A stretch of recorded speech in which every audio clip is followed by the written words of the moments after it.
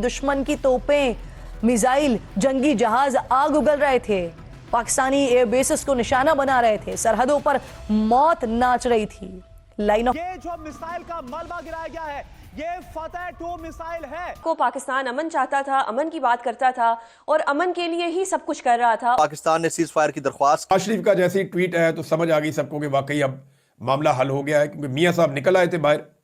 जब तक जंग का खतरा था, जब तक लड़ाई चल रही थी, मियां साहब गायब तय खानों के अंदर। हम बात कर लें कि फिर ये हो रहा था कि जी पाकिस्तान क्यों जवाब नहीं देता, और सबने कहा भी, क्योंकि इंडिया भी ये देख रहा था कि पता नहीं पाकिस्तान रिस्पॉन्ड करता है कि नहीं करता। जनता के साथ लड़ाई नहीं है, देश के साथ लड़ाई नहीं है, एक जो टेरर नेटवर्क है उसके साथ है। लेकिन ये कहना बहुत मुश्किल है कि हमारी टेरर माइंडसेट के साथ लड़ाई है। अगर ये कहा जाए तो फिर इसका मतलब ये है कि वो टेरर माइंडसेट तो मोस्टली पाकिस्तानी माइंड्स के अंदर है, अनफॉर्चुनेटली। कि फतेह-2 ये बताया जा रहा है। और आज हम अपने अमन का जश्न मना रहे हैं, हम किसी जंग का जश्न नहीं मना रहे, हम कुछ भी किसी नुकसान का जश्न नहीं मना रहे। ये जो जश्न की सूरत हाल है पाकिस्तान में, ये हमारे कमजोर दुश्मन से तो बर्दाश्त नहीं होगी। सीज फायर की दरख्वास्त की है। सीज फायर की कोई शर्त नहीं है। सिंध ताश माहिदा मुअत्तल रहेगा, पाकिस्तान का पानी बंद रहेगा, भारतीय वजारत खारजा की हठधर्मी बरकरार। अब मेरा सवाल ये है कि हमने अगर सीज फायर किया भी है तो किस कंडीशन को मद्देनज़र रखते हुए किया है?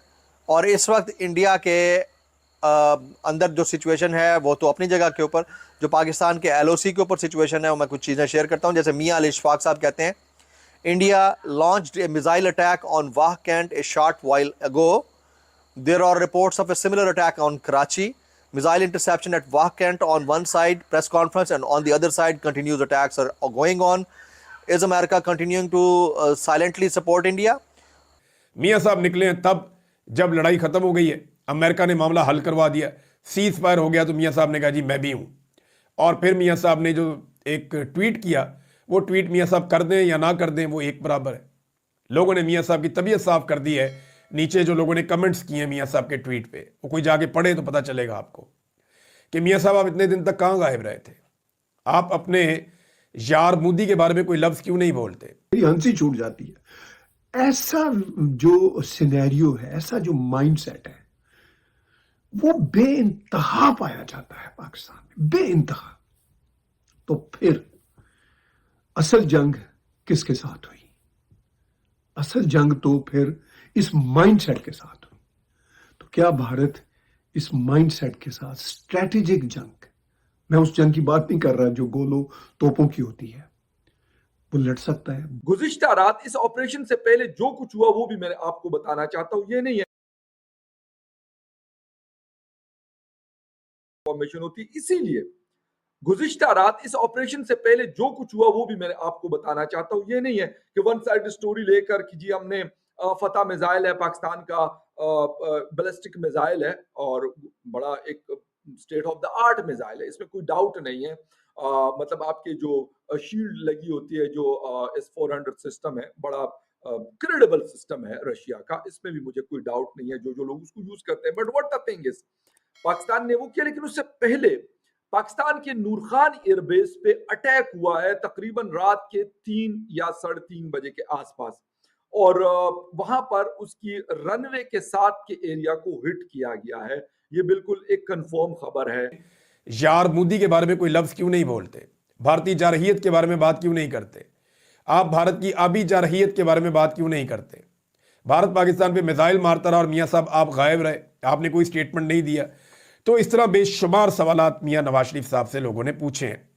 अब मामला यह है कि इस सारे सिनेरियो में सीज फायर की वायलेशन, ये एक बड़ा नुक्ता है जो पाकिस्तान ने भी कहा और इंडिया ने भी कहा। तो हुआ ये है कि इंडिया ने पाकिस्तान में जंगबंदी से पहले बहुत सारे ड्रोन्स पाकिस्तान की तरफ रवाना किए थे, और वो कोई शायद 90-95% लोग मानते होंगे डायरेक्टली या इनडायरेक्टली, शायद इससे भी ज्यादा। अच्छा, अब पाकिस्तानियों का ये कहना होता है कि हम तो खुद टेररिज्म के खिलाफ लड़ रहे हैं, हम तो खुद चाहते हैं कि टेररिज्म का खात्मा हो, हमारे तो अपने 90,000 लोग मर गए। यही रेटरिक आपको पाकिस्तानी जनता से भी सुनने को मिलेगा, पाकिस्तानी पॉलिटिकल लीडरशिप से भी मिलेगा, मीडिया से भी मिलेगा, पाकिस्तान के आर्मी पर्सनल से भी मिलेगा। भाई हम तो खुद टेररिज्म के खिलाफ लड़ रहे हैं। लेकिन बुनियादी तौर पर वो जो टेररिस्ट माइंडसेट है वो इनफैक्ट जुड़ा हुआ है हिंदू हेट के साथ। तो इंडिया ने जो पहले ड्रोन भेजे हुए थे दूर दराज इलाकों से, वो पाकिस्तान के अंदर मुख्तलिफ इलाकों में पहुंचे और वो मुख्तलिफ इलाकों में जनाब ट्रैवल कर रहे हैं। अब क्योंकि वो पाकिस्तान में दाखिल हो चुके हैं तो यहाँ पे या तो उनको मार के गिराना पड़ेगा या वो अपना टाइम पूरा होने के बाद गिरेंगे, या कोई अगर वापस जा सका तो वो अलग बात है। जी हाँ दोस्तों, जैसा कि आपने देखा कि जो पाकिस्तान भड़के मार रहा था कि हमारे पास ये मिसाइल है, हमारे पास ये मिसाइल है, और भारत का जो ड्रोन वहाँ पे जाके तबाही मचाया है या फिर वहाँ का जो एयरबेस को उड़ाया है या फिर वहाँ का जो डिफेंस सिस्टम है उसको तबाह किया है, उसके बाद उन्होंने मतलब होता है ना क्या बोलता है, बौखलाहट में अपना जो उसका ज़्यादा मतलब समझिए उछल कूद कर रहा था कि हमारे पास फतेह मिसाइल है, ये मिसाइल है, वो मिसाइल है, तो उसको चला दिया था। अब वो चलाया कहाँ पे, तो दिल्ली पे। दिल्ली पे वो चलाया तो ज़रूर, लेकिन भारत का जो डिफेंस सिस्टम है इतना मजबूत है कि उसको हवा में ही ध्वस्त कर दिया और हरियाणा के सिरसा में जाके वो धराम हो गया। ठीक है, अब वहाँ जो धराम हुआ है तो उसका जो भी थोड़ा बहुत पावर उछलने कूदने का था वो हो गया है फुस। ठीक है, अब उसके वजह से उसका समझिए तो पूरा जो थोड़ा बहुत समझिए तो जिसके बलबूते पे कूद रहा था वो तो पूरा समझिए तहस नहस हो गया। और जो तुर्की का ड्रोन था जिस पे बहुत ज़्यादा एक तरह से गुमान है और बहुत ज़्यादा फेंका भी, कंटिन्यू एकदम 300 400 500 करके फेंका, लेकिन भारत का जो आकाश मिसाइल हो या S-400 हो, वो सारा जो ड्रोन था उसको हवा में ही ध्वस्त कर दिया था। ठीक है, उसके वजह से भी उसका जो बौखलाहट है, घबराहट है, डर है, वो सारा दिखाई दे रहा था। वहाँ का मीडिया में भी समझिए तो बहुत सारा मीडिया ऐसा था कि वो न्यूज़ ही नहीं कर रहा था। ठीक है, एक होता है न्यूज़, क्या होता है कि कंटिन्यू एक तरह से देते रहता है, खासकर ये सब मौके पे।